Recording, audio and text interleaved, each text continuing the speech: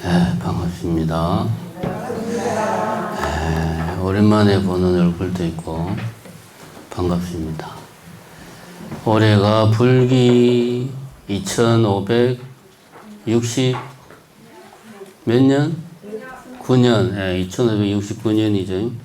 불기는 어떻게 기억하는지 아세요? 올해가 2025년이잖아요. 불기는 544년을 더하면 됩니다. 544만 기억하면 됩니다. 올해가 25년이니까 44를 더하면 69, 2569년. 불기는 부처님이 태어난 걸 기준으로 할까요? 돌아가신 걸 기준으로 할까요? 돌아가신 거? 그렇죠. 부처님이 태어나신 거는 확실하지가 않으니까 돌아가신 거는 그래도 아쇼카 왕이 불멸 언제 내가 이거를 여기에서 이렇게 부처님 유적지를 탁 다니면서 쫙 아쇼카 석주를 이제 세웠다 하고 하는 기록이 나와 있어 가지고 대충 불멸 몇 년도 이런 거는 물론 또 이것도 약간 남방하고 대승하고 조금 다르긴 하지만 어쨌든 세계 불교도 대회에서 합의 본 거는 2569년 이렇게 이제 불멸을 기준으로 합니다. 초파일이 일주일 남았습니다. 일주일 남았고 오늘 또 초파일 특별 기도를 들어가니까 시간이 많이 지체됐습니다. 기도 동참하시는 여러분들도 힘들고 기도하는 스님들도 힘들고 우리 부처님은 축원을 많이 받아서 머리가 많이 아플 거고 저 어느 세월에 저 많은 민원을 다 들어주나 전국에서 어마어마하게 민원이 들어올 건데 참 머리 아플 겁니다. 요즘 보니까 우리 저 민원 중에 올해는 특별히 부동산 매매 발언 민원이 눈에 많이 띕니다. 이게 웃을 일이 아니고 경기가 안 좋은 징후가 지금 거기서부터 시작을 한답니다요. 그래서 이제 부동산이 시장이 완전히 꽁꽁 얼어버리면 그것 때문에 돈이 묶이고 돈이 묶이면 돈이 안 돌아가고 돈이 안 돌아가면 이제 당장 돈 써야 될 때 못 쓰고 먹고 살기 힘들어지고 그럼 이제 온 나라가 이제 힘들어지는 거죠. 어쨌든 그럼에도 불구하고 초파일은 매년 이렇게 찾아옵니다. 오늘 초파일 특별기도 입제 겸 초하루 법회하는 날입니다. 날씨가 아주 좋은데 가만 생각을 해보니까 제가 지금 7년째 정심사에서 법문을 하고 있는데 생각해보니까 부처님 생애에 대해서는 한 번도 법문을 한 적이 없어요.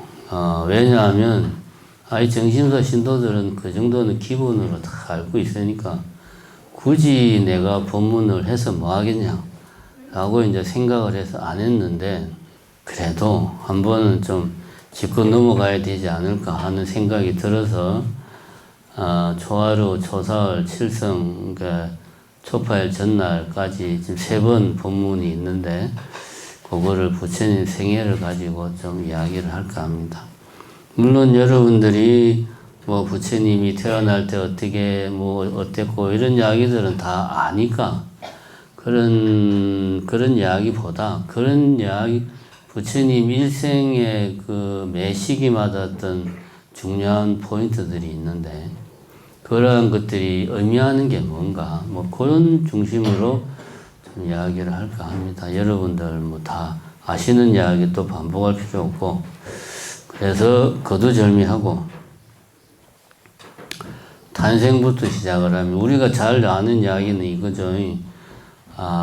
부처님께서 이제 숱한 전생 동안 수행을 하고 공덕을 쌓아가지고 이제 마지막 한 생만 더 이 사바세계에 오면 완전한 깨달음을 얻게 되는 단계에 이르러 가지고 도솔천에 가서 이제 내가 어느 사람의 몸을 빌어서 어느 시대에 태어날 것인가를 이제 살펴보시고, 정반왕과 마야 부인의 이제 두 사람의 몸을 빌어서 내가 태어나야 되겠다 해가지고, 이제 부처님께서 도솔천에서 이 사바세계로 내려오시죠. 그때 내려올 때 뭐 타고 옵니까? 하얀색 코끼리를 타고 내려오죠. 이런 이야기는 다 아시죠? 그 코끼리 상하가 몇 개죠? 이런 이야기는 다 아니까 그냥 생략하고, 상하가 6개인가 그렇죠? 그 이제 여기 왜 6개냐? 기란 동물이니까 뭐 그렇다 뭐 이런 이야기 합니다. 그래서 마야 부인이 출산 기운을 느껴가지고 친정으로 돌아가는 길에 길가에서 나뭇가지를 붙잡는 순간 옆구리에서 아이가 태어났다. 그 나무가 뭐 이제 우리 한문으로는 무수나무라고도 하고 근심 없는 나무. 원어로는 뭐 아쇼카 나무라고도 하고 그렇게 이야기를 합니다. 그래서 태어나자마자 몇 걸음을 걸었죠? 7걸음을 걸어가지고 하신 말씀이 천상천하 유아독존. 그 다음 뭐죠? 반대죠. 삼계계고 아당한지. 일체계고 아당한지가 아니고 삼계가 다 고통이니까 내가 마땅히 이를 편안히 하겠다. 이렇게 이제 개성을 잘 얽습니다. 여기 이제 우리가 알고 있는 탄생설학. 물론 어떤 사람은 이거를 액면 그대로 믿는 사람도 있죠. 있을 겁니다, 당연히. 옛날에는 뭐 몇백 년 전만 해도 뭐 당연히 그런 걸 다 믿었겠죠. 많은 분들이. 하지만 요즘은 불자 아닌 사람들은 당연히 안 믿고, 불자들도 열에 7, 8명은 믿지는 않죠. 그냥 이거는 부처님, 서가모니 부처님이 이만큼 위대한 분이니까 보통 사람처럼 그렇게 태어났을 리가 없어. 그래서 뭔가 특별하게 태어났을 거야. 요거는 모든 신화에 등장하는 겁니다. 우리가 잘 아는 고구려의 시조 누굽니까? 동명왕인가는 어디서 태어났어요? 알에서 태어났잖아요. 그죠? 이것도 사실은 말이 안 되지. 사람이 어떻게 알에서 태어나요? 똑같은 겁니다. 이렇게 모든 신화는 그 신화의 주인공은 뭔가 좀 우리하고는 좀 다른 사람일 거야. 왜냐? 너무 위대하니까. 그래서 이런 신화화되고 각색이 되고 좀 신격화되고 영웅화됩니다. 뭐 이것 자체는 모든 신화에 다 등장하니까 문제가 된다고 볼 수가 없어요.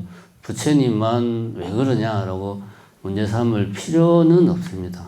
다만 우리가 봐야 될 건 뭐냐? 저는 이제 여기에서 우리가 생각해야 될 게 뭐냐 하면 요 이야기를 우리가 액면 그대로 받아들이려면 사실은 바탕으로 윤회라는 것도 우리가 수용을 해야 되고, 그죠? 천상세계도 우리가 그런 게 있다라고 또 수용을 해야 됩니다. 사실은 이 이야기 하나에도 우리가 수용을 해야 될 그런 전제들이 많아요. 보면 뭐 다른 건 다 차치하고라도 윤회를 그러면 윤회가 실제로 윤회를 하느냐 하는 문제에 대해서 우리 불자들은 어떤 입장을 가져야 되는가 하면은 저는 이런 생각을 합니다. 신념과 과학은 범주가 다르다. 무슨 말이냐 하면 지금 현재까지는 과학적으로 윤회를 과학적으로 증명을 할 수가 없어요. 현재까지는 뭐 증명했다고 하는 과학자들이 없어. 나는 윤회를 했다. 뭐 나는 내가 전생을 기억을 한다. 내 눈으로 봤다. 사후세계를 봤다. 이런 사람들은 있을지라도 과학적으로 공인된 윤회에 대한 과학적 연구 결과는 아직까지는 없습니다. 그러면 윤회 그런 건 없구나. 이건 또 아니죠. 제가 방금 전에 한 말이 뭡니까? 믿음과 과학적인 사실은 범주가 달라요. 저는 개인적으로 윤회를 믿어요. 왜냐, 윤회를 믿어야 부처님의 가르침이 그 위에서 다 이야기된 거니까 이게 아구가 딱딱 맞아 떨어지고 내가 지금 하고 있는 행에 대해서 내가 책임을 져요. 내가 만약 윤회를 안 믿는다면 내가 다음 생에 어떻게 될지 그런 거 전혀 아무 상관 안 하니까 내 마음대로 막 살아도 돼. 그리고 내가 지금 이렇게 사는 거에 대해서 또 뭐 내가 전생에 내가 어떠한 삶을 살아서 지금 내가 이렇게 사니까 참여를 해야 되겠다. 내가 더욱더 열심히 수행해야 되겠다. 이런 생각을 하게 만드는 게 윤회에 대한 믿음이라. 이거 하고 그럼 너는 윤회가 실제로 한다고 생각하냐? 그 따지고 들면 과학적으로는 나는 할 말이 없어요. 이 지구상에 그 어떤 과학자도 윤회에 대해서 실험 뭐 어떤 객관적인 증거를 제시한 사람이 없으니까 내가 과학자도 아니고 나는 내 신념은 이야기할 수 윤회 믿는다. 근데 내한테 과학적으로 있냐고 따지지 마라. 그거는 과학자들한테 가서 따져라. 왜 과학자들한테 따질 거를 나 같은 성직자한테 와서 따지냐. 그건 잘못된 거다. 오히려 내한테 너는 윤회에 대한 믿음이 있냐 없냐 물어보면 그거는 가능하지. 그런 질문은 가능합니다. 우리는 부처님의 탄생설화를 보면서 어떻게 신생아가 7걸음을 걸어가지고 천상천하 유아독전 이런 말을 할 수 있냐? 이거는 상식적으로 객관적으로 말이 안 된다. 이건 뭡니까? 믿음과 과학적 사실을 혼돈하는 거예요. 우리가 탄생설화에서 배울 것은 다른 게 아닙니다. 어떻게 신생아가 그렇게 하냐? 이거는 과학적인 접근이고 우리에게 중요한 것은 그런 게 아닙니다. 우리에게 중요한 것은 불교를 본의 아니게 불교를 창시한 서가모니 부처님, 당신은 불교를 창시하려는 생각은 안 했죠. 하다 보니까 교주가 되어버린 거예요. 어쨌든 당신이 뜻하고자 한 바가 뭔가를 탄생설화에 담고 있는 거예요. 내가 살아서 이 사바세계에서 나는 무엇을 하겠다. 내가 무엇을 위해서 존재하고 있는가를 분명하게 탄생설화에서 이제 밝히는 거죠. 물론 그 이야기를 부처님이 직접 하지는 않았겠죠. 어떻게 신생아가 그런 말을 하겠습니까? 많은 제자들이 보기에 불교가 존재하는 이유는 바로 이거다. 우리 불교에 위대한 스승들이 계시는데 서가모니 부처님을 비롯해서 조사스님들, 보살님들 이분들이 왜 존재하느냐? 이 중생들이 괴로움 속에 있으니까 이 괴로운 중생들을 다 구제하기 위해서 이분들이 존재하는 거다. 라고 하는 그 존재 이유를 밝히는 거예요. 우리는 그런 관점에서 신념의 문제로 받아들여야 된다. 이거 헷갈리면 안 됩니다. 특히 윤회 같은 거 이야기할 때 과학적으로 접근하면 어설픈 증거 괜히 갖다 들이밀었다가 깨지게 딱 좋습니다. 한때 그런 이야기가 있었어요. 그 천국이 실제로 존재한다. 그러면서 천국을 찍은 사진 해서 옛날에 뭐 몇십 년 전인데 은하계 위에 한쪽에 이런 무슨 건물 비슷한 게 있는 사진을 막 보여주면서 이게 천국이다. 이게 천국의 증거다. 막 그러는데 이런 거는 말도 안 되는 과학이죠. 그 어떻게 우리 태양계도 그 딱 은하계 속에 들어가면 점 하나보다 작은데 어떻게 그 위에 그렇게 어마어마하게 큰 집의 형태가 그것도 하필이면은 그 그리스 로마 시대 신전 모양으로 집이 하필이면 그게 어떻게 돼요? 말이 안 되는 것. 이런 것들이 엉터리 과학이라. 무조건 요즘 사람들은 뭐 좀 믿음이 안 간다면은 과학적으로 이야기해봐. 이렇게 따집니다. 근데 저는 여러분들에게 하고 싶은 이야기가 뭐냐? 과학과 믿음은 겹치는 부분도 있지만 영역이 좀 달라요. 우리에게 중요한 것은 믿음입니다. 내가 부처님에 대한 믿음, 윤회에 대한 믿음, 업보에 대한 믿음이 있느냐, 이게 중요한 거예요. 탄생설화에서 여러분들은 이런 거를 유념할 필요가 있다. 그 다음에 이제 부처님이 12살인가 돼가지고, 물론 이제 중간에 다른 이야기에서는 생략하고, 12살인가 돼가지고, 이제, 농경제에 참석을 합니다.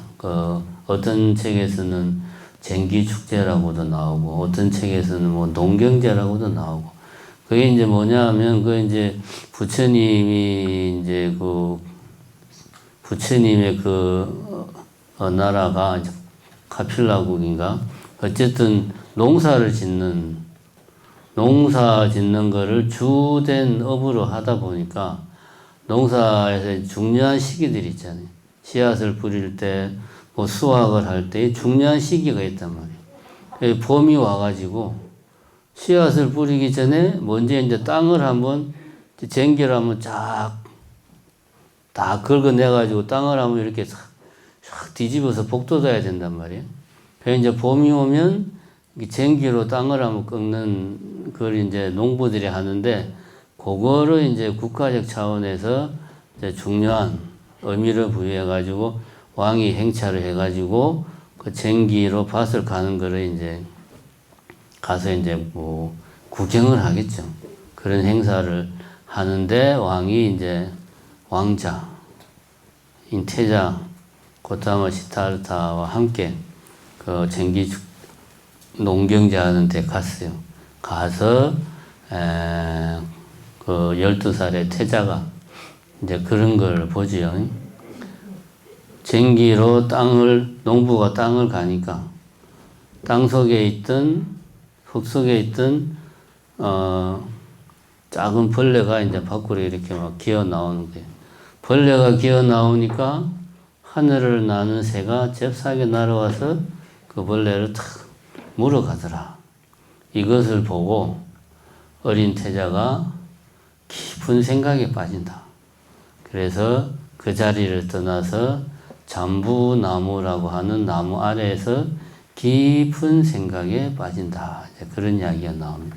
그래서 그 자리에서 선정의 첫 번째 단계, 항상 마음이 기쁘고 즐거운 단계, 잡념이 사라져서 마음이 깨끗한 상태에서 기쁨과 즐거움이 있는 선정의 첫 번째 상태에 도달한다. 이런 이야기가 나옵니다. 그리고 잠부나무는 태양이 이렇게 이제 쫙 움직이면은 이제 그늘이 이제 이렇게 막 같이 움직이니까 어린 태자가 깊은 명상을 하는데 방해가 되지 않도록 잠부나무가 태양을 따라서 그 어린 태자 머리 위에 그늘을 계속 만들어 줬다. 그리고 이제 뭐 아버지 정반왕이 이제 태자가 사라진 걸 알고 찾다 보니까 잠부나무 아래서 수행을 깊은 명상에 빠져 있길래 자기도 모르게 삼배를 했다. 뭐 그런 이야기가 있습니다. 요 이야기가 의미하는 바가 뭐냐? 요 이야기가 의미하는 바가 뭐냐 하면, 어쨌든 깨달음을 정득하기 위해서 내가 깨달으려면은 뭐 표현은 뭐라고 해도 좋죠. 명상이든 참선이든 뭐든 어쨌든 그런 우리식으로 말하면은 참선 수행, 뭐 명상, 이러한 내지는 남방으로 말하면 뭐 사마타 비파사나 수행을 거쳐서 삼매에 들어가야 반드시 깨달음에 이를 수 있다 라고 하는 것을 이야기를 하고 있죠. 실제로 그렇게 했는지 안 했는지는 사실 역사적인 뭐 기록이 없으니까 알 수는 없지만, 뭐 당신께서 직접 하신 말씀이니까 그런 유사한 어떤 사건은 있었던 게 분명하지 않나. 여기에서 강조하는 것은 깨달음을 얻으려면 어쨌든 삼매를 거쳐야 된다. 삼매를 거치지 않고는 깨달음에 도달할 수가 없다 라고 하는 것을 분명하게 어떤 부처님의 일대기 속에서 이야기를 하고 있는 거죠. 그래서 심지어는 어린 태자가 12살인가 태자가 의도한 건 아니지만 자기도 모르게 자연스럽게 깊은 명상을 하게 된 것도 이 길을 통하지 않고서는 궁극적인 열반의 세계로 갈 수 없다는 것을 그때 이미 태자는 의도치 않았지만 자기도 모르게 그런 거를 피부로 내지는 전생에 쌓인 업으로 그런 거를 이미 알고 있었다는 거지. 여기서 그럼 그때 어린 태자가 깨친 게 뭐냐 이거죠. 땅속을 기어다니는 벌레와 쟁기로 밭을 가는 농부와 하늘을 나는 새가 평소에는 다 아무 인연이 없는데 새는 하늘을 지 혼자 날아다니고 벌레는 땅속에 있고 농부는 농사를 짓고 그런데 쟁기를 간다는 행위가 일어남으로 인해 가지고 이 세 가지가 서로 연결이 되는 거죠. 세 가지가 서로 불교적으로 말하면 인연을 맺게 되는 겁니다. 쟁기를 간다는 행위를 통해서 전혀 아무 관련이 없어 보이던 세 가지가 인연을 맺게 되고 그 인연을 맺게 된 결과 벌레는 죽음이라는 그런 고통을 당하게 되고 농부와 새는 수고로움이라는 고통. 새는 살기 위해서 어떻게든 벌레를 잡아먹으려고 그렇게 힘써 수고해야 되고 농부는 역시 먹고 살기 위해서 힘들게 농사를 지어야 되고 결국은 이런 인연이 지어져서 각각의 중생들이 고통 속에서 살아가더라. 심지어 어떤 중생은 그 인연 속에서 죽음을 맞이하기도 하더라. 하는 것을 어린 태자가 보고 참으로 그러한 중생들의 삶에 대해서 깊은 어떤 자비심을 느꼈다. 그래서 그 마음으로 깊은 명상에 들어간 거죠. 왜 이렇게 각각은 서로 이렇게 인연을 지어서 고통스럽게 살아가는 것일까라고 하는 것을 어린 태자가 깊이 생각하다 보니까 자기도 모르게 그것이 이제 수행으로 나아간 거죠. 여기에서 우리가 알 수 있는 것은 어쨌든 열반의 세계로 우리가 가려면은 반드시 삼매를 거쳐야 된다 하는 것을 부처님 일대기에서 우리가 알 수가 있습니다.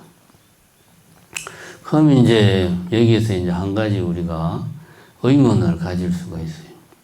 그럼 이제 그 고타마 시타르타는 본인이 이렇게 삼매에 들어서 내가 뭔가 궁극적인 진리를 깨쳐야 되는구나 라는 것을 알게 되어서 출가를 했는데 그래서 출가를 해가지고 사문으로서 열심히 고행하고 수행해서 6년 만에 열반을 깨쳤는데 그러면은 우리가 다 그러면 부처님처럼 살려면 다 출가를 해야 되냐? 일단 부처님 일대기를 보면 부처님은 어쨌든 출가를 했잖아요. 그럼 부처님처럼 살려면 깨달음을 얻으려면 다 출가를 해야 되는 건가? 이런 의문이 생깁니다. 이것도 이제 엄밀하게 따지고 보면 부처님은 스님이 아니었죠. 그죠? 제 말이 맞죠? 왜냐하면 부처님은 스님이 아니었지. 부처님의 제자들이 스님이지. 부처님이 당신의 제자들을 받아들이면서 너희들은 내가 가르치는 길을 따라서 이러이러한 계율을 지키면서 살아라. 그러면서 머리를 쫙 깎아줬단 말입니다. 그래서 이제 성단이 상가가 만들어지고 사부대정이 만들어지고 그때부터 스님이 되는 거지. 부처님은 당신이 스님들을 만들었으니까 당신은 스님이 아니죠. 그리고 부처님은 말하자면 이제 그때 당시 그 수행, 출가 집을 떠나서, 가족을 떠나서 내가 사회 속에서 내가 가져야 될 의무를 포기하고 숲속으로 들어가서 수행에만 전념하는 어떤 수행자로 살아갈 결심을 하고, 왕자라는 지위를 버리고 수행자가 된 거죠. 뭐, 출가라는 말은 맞지만 스님이 된 건 아니죠. 그때 당시, 부처님이 살던 시대에는 사문 전통이라는 게 있었단 말이에요. 뭔가 내가, 그때는 이제 해탈이죠. 이 윤회의 사슬을 완전히 끊어내려면 수행을 집중적으로 해야 돼. 그러려면 가족에 대한 의무, 사회에 대한 의무를 다 지면서 할 수가 없어. 그래서 집을 떠나서 숲속에서 수행하는 일군의 무리들을 사문이라 그랬단 말이에요. 부처님도, 고타마 시타르타도 그런 사문의 한 사람이 된 거죠. 사문의 한 사람이 되어서 집중적으로 수행을 해서 6년 만에 깨달음을 얻은 거죠. 불교는 그러한 사문 전통이 아직까지 남아있는 거라고 볼 수 있습니다. 그런 전통이 남아있는 거죠.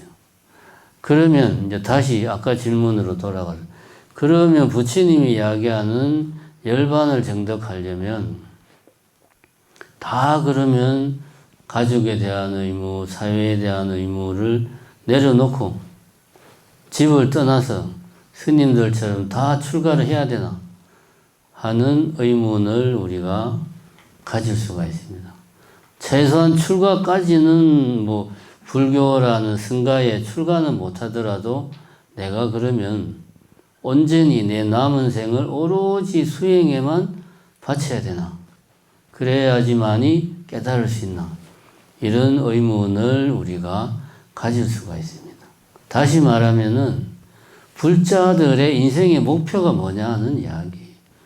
불자들의 인생의 목표가 덕도하는 것이냐? 아니면 다른 거 무엇이냐? 만약에 인생의 목표가 덕도하는 것, 도를 깨치는 것, 열반을 정덕하는 것이라면 출가를 하거나 출가에 준하는 삶을 살아야 돼요. 그거는 부처님 당시에 부처님이 몸소 실천을 통해서 보여줬으니까. 그렇죠? 그러면 모든 불자들은 다 출가를 해야 돼. 내지는 출가는 안 하더라도 자기 생업은 다 내려놓고 수행만 해야 돼. 그럼 이 사회가 어떻게 굴러가겠습니까? 다 수행만 하면 사회가 굴러갈 수가 없죠.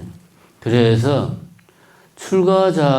내가 출가를 했다 하면 이미 출가를 할 때에는 자기 목표가 분명하니까 그건 당연히 이거는 이제 열반을 정덕하기 위해서 노력을 해야 되고, 근데 그게 잘 안 되니까 출가자들도 보면 평생의 목표를 이렇게 열반을 정덕하는 걸 마음은 그렇게 하는데 잘 안 되죠.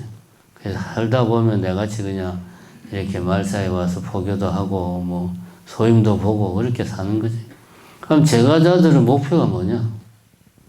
제가자들의 삶의 목표가 이번 생에 완전히 깨치는 거냐?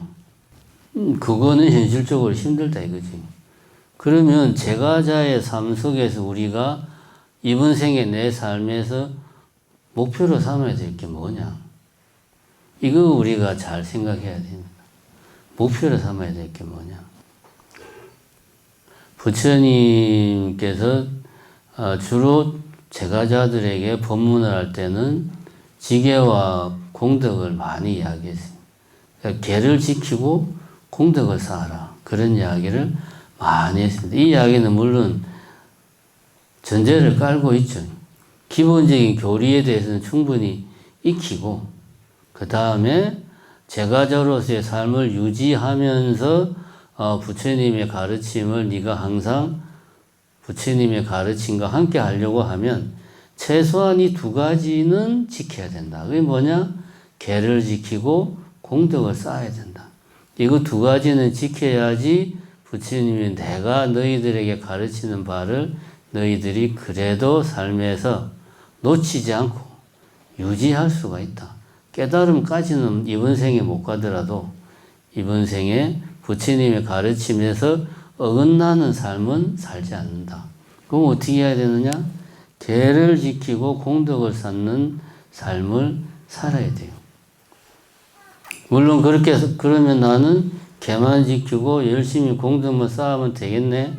요거를 기본으로 하면서 항상 이 마음은 어디를 지향해야 됩니까? 수행을 하는 쪽으로 이 마음은 지향을 해야 되죠. 현실적으로 집중적인 수행이 힘들지라도 마음은 항상 그런 쪽으로 딱 그 채널을 맞춰놓고 이 수행 쪽으로 채널을 맞춰놓고 평소 생활에서는 계를 지키고 공덕을 쌓는데 내가 항상 그런 것들을 유념해서 살아야 된다. 이것이 불자들이 가져야 될 기본적인 삶의 원칙입니다. 삶의 원칙. 이게 뭐 간단한 것 같은데 우리 주변에 보면 불교에 대한 이해는 있지만 계를 지킨다든가 공덕을 쌓는 것에 대해서는 관심이 없는 사람들이 많아요. 나홀로 불자라든가 절에 뭐 다니지 않고 혼자 책으로 불교를 공부한다든가 아니면 이런 뭐 소모임이나 뭐 이런 데서 수행을 한다든가 이런 경우에는 그냥 정작 중요한 계를 지키고 공덕을 쌓는 것보다 수행을 하는 그 자체에만 더 중시하는 경향이 있다. 근데 더 중요한 것은 기본 베이스다. 기본 베이스가 뭐냐? 계를 지키고 공덕을 쌓는 거다. 그 바탕 위에서 선정의 힘이 생긴다.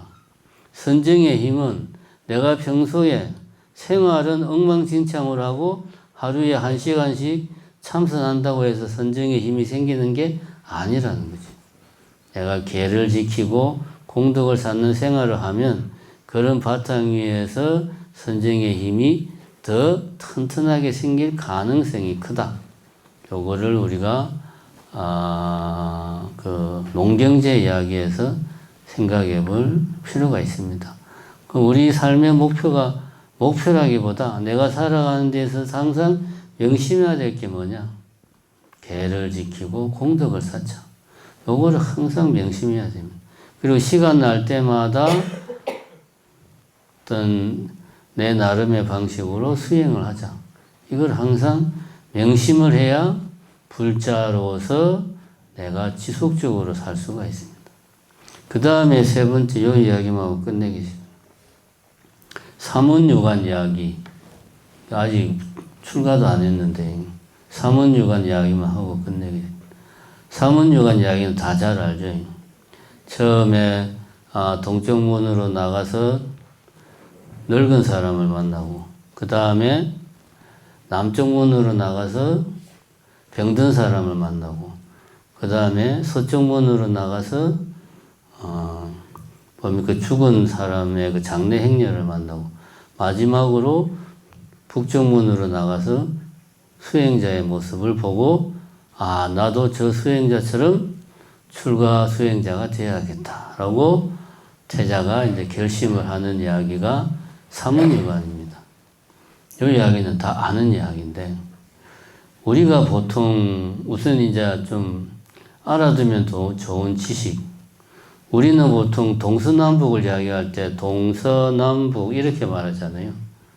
근데 지금 아까 제가 이야기할 때 순서가 동남서북 이렇게 말했단 말이에요. 이게 사실은 시계 방향으로 보면은 동쪽, 여러분들 머릿속으로 생각해 보십시오. 시계 방향으로 보면은 동쪽 다음에 남쪽, 그 다음에 서쪽, 그 다음에 북쪽이에요. 천수경 할 때 신묘장구 대단하니 다음에 동방에 물 뿌리니 뭐가 맑고 그 다음에 남방에 물 뿌리니 청량거든요. 그 다음에 서방에 물 뿌리니 정토 이루고 북방의 물풀이 평안해지네. 동남서북 순서로 나오잖아요. 이 순서가 중요합니다. 모든 경전에는 동서남북을 말할 때 시계 방향으로 이야기해요. 시계 방향으로. 동남서북. 예를 들면 사천왕문에 있는 사대 천왕님들도 시계 방향으로 배치가 기본적으로 되어 있습니다. 그건 당연하죠. 동방, 남방, 서방, 북방. 순서는 그렇게 되어 있어요. 위치는 다를 수 있죠. 위치는 기준이 본전불이 어디를 향하느냐가 기준이니까 거기에 따라서 다를 수 있지만 순서는 이 순서를 따를 수밖에 없어요. 왜냐? 동서남북이 변할 수가 없으니까. 그치? 동남서북 순서다. 나중에 끝나고 가실 때 정심사 사천왕문에 그 사천왕님들이 어떻게 배치되어 있는지 한번 보십시오.